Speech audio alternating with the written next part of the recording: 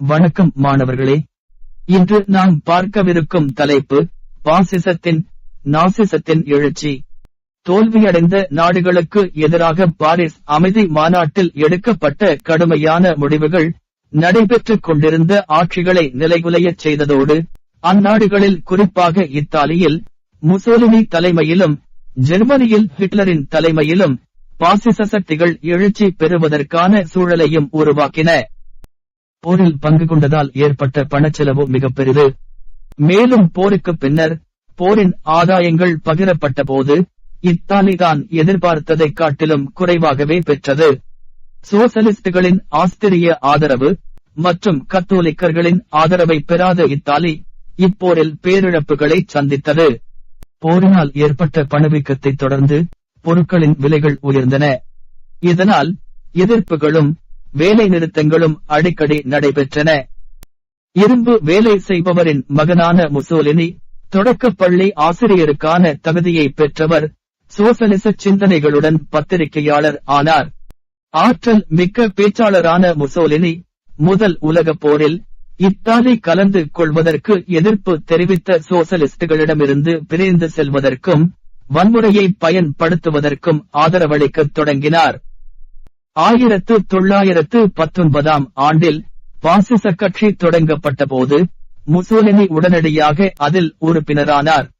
பாசிஸ்டுகள் அதிகாரம், வலிமை, ஒழுக்கம் ஆகியவற்றை முன்னிலைப்படுத்தியதால் தொழிலதிபர்கள், தேசியவாதிகள், முன்னாள் இராணுவத்தினர், நடுத்தர வர்க்கத்தினர், மனநிறைவற்ற இளைஞர்கள் ஆகியோரின் ஆதரவை பெற்றனர்.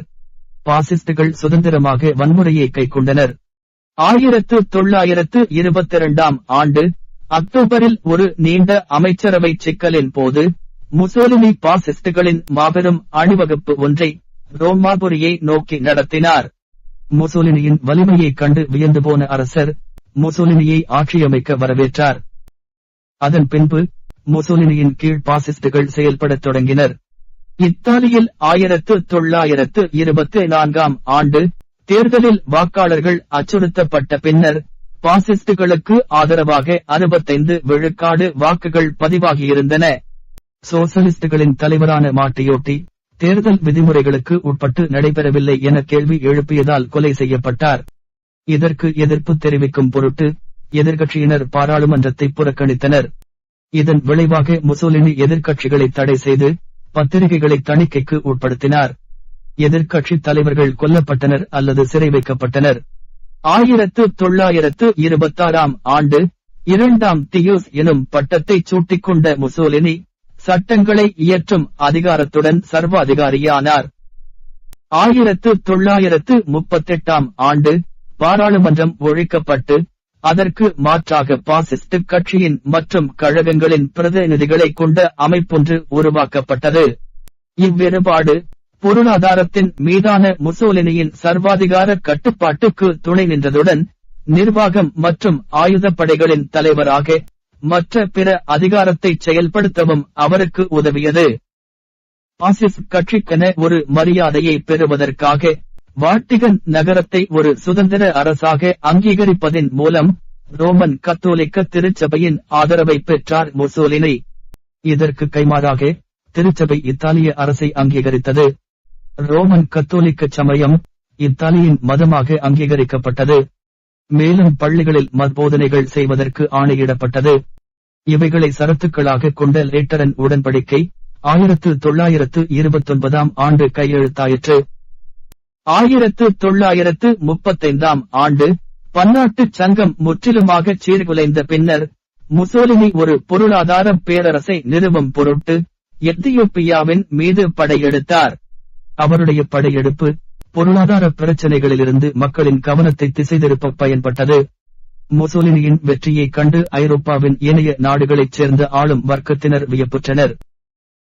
தற்போது நாசிச கட்சியின் பிறப்பிடமான ஜெர்மனியில் அக்கட்சியின் தோற்றத்தை குறித்து விரிவாக காண்போம்.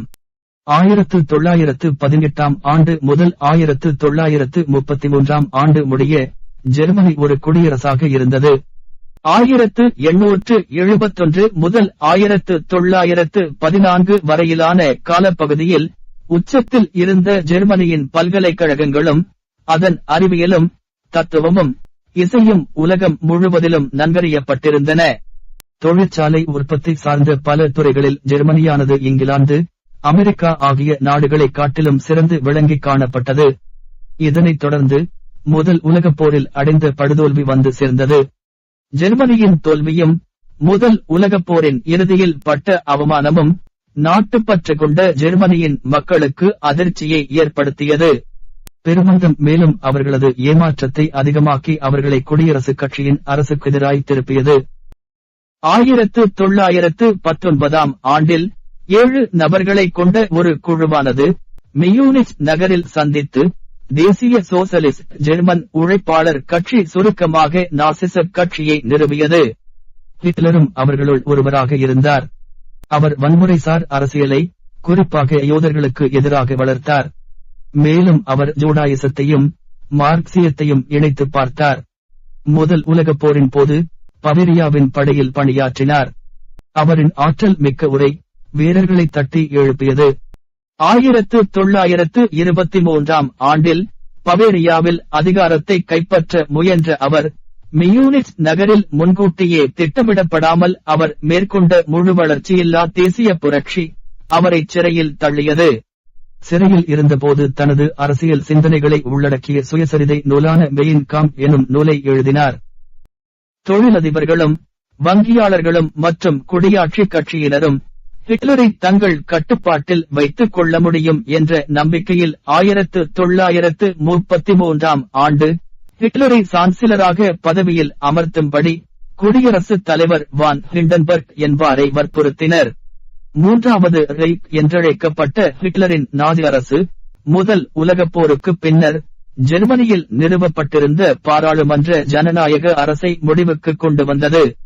ஹிட்லர் வெய்மர் குடியரசின் கொடிக்கு பதிலாக ஸ்வஸ்திக் சின்னம் பொறிக்கப்பட்ட தேசிய சோசலிச கட்சியின் கொடியை அறிமுகம் செய்தார்.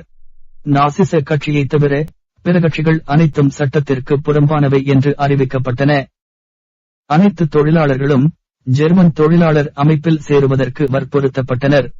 தொழிலாளர்கள் தொழிற்சாலைகள், பத்திரிகைகள், அரங்குகள், திரைப்படங்கள், வானொலி, கல்வி ஆகிய பலவும் நாசிச அரசின் கட்டுப்பாட்டிற்குள் கொண்டுவரப்பட்டது. நாசி கட்சியின் பிரச்சாரங்களுக்கு ஜோசப் கோயபெல்ஸ் தலைமையேற்றார். கெஸ்டபோ எனும் ரகசிய காவல்படை மற்றும் ஹிட்லரின் தேர்ந்தெடுக்கப்பட்ட மெய்காப்பாளர்களை ஹெய்ட்ரிச் ஹிம்லர் என்பவர் நிர்வகித்தார். ஹிட்லருடைய அரசு ஒடுக்குமுறை நடவடிக்கைகளை பின்பற்றியதோடு யோதின மக்களுக்கு எதிராக ஒடுக்குமுறை கொள்கையை பின்பற்றியது. அவர்களது அனைத்து குடியுரிமையும் பறிக்கப்பட்டது. யோதர்கள் அரசு பணிகளிலிருந்து நீக்கப்பட்டனர். கட்டாய உழைப்புக்கு வற்புறுத்தப்பட்டனர். மின்கம்பி வேலிகளால் சூழப்பெற்ற சித்திரவதை முகாம்கள் அமைக்கப்பெற்று அவற்றில் யோதர்கள் சிறை வைக்கப்பட்டனர். அதற்கு பிறகு அவர்கள் விஷவாயு உள்ள அறையில் கொண்டு செல்லப்பட்டு கொல்லப்பட்டனர். ஐரோப்பாவில் 6 மில்லியன் யோத இனத்தவர் கொல்லப்பட்டதாக மதிப்பீடு செய்யப்பட்டது. இப்படுகொலை நாஜிக்களால் இறுதித் தீர்வு என்றழைக்கப்பட்டது. ஹிட்லருக்கு அடுத்த நிலையில் 2ஆம் நிலை தளபதியாக செயல்பட்டவர் ஹெய்ட்ரிச் ஹிம்லர் என்பவரே இந்த சித்திரவதை முகாம்களுக்கு பொறுப்பானவர். 2ஆம் உலகப் போர் வெடிப்பதற்கு முக்கிய காரணமாக கருதப்படுவது ஹிட்லர் வெர்சைல்ஸ் உடன்படிக்கையின் சரத்துக்களை வேண்டுமென்றே உள்நோக்கத்துடன் மீறியதே ஆகும். 1934 ஆண்டு ஆகஸ்ட் திங்கள் ஹிண்டன்பர்க் இயற்கை எய்தவே சான்சிலராக இருந்த ஹிட்லர் குடியரசுத் தலைவராகவும் இராணுவத்தின் தலைமை தளபதியாகவும் பொறுப்பேற்றார். ஹிட்லருடைய அயலுறவு கொள்கையானது ஜெர்மனியின் படைபலத்தை முன்பிருந்ததைப் போலவே பெருக்குவது, ஜெர்மனி வலுவிழந்து போவதற்கு காரணமாயிருந்த வெர்சைல்ஸ் உடன்படிக்கையின் சரத்துக்களை ஏற்காமல் மீறுவது என்பதை நோக்கமாக கொண்டிருந்தது. இக்கொள்கையானது 2ஆம் உலகப் போர் வெடிப்பதற்கு இட்டுச் சென்றது.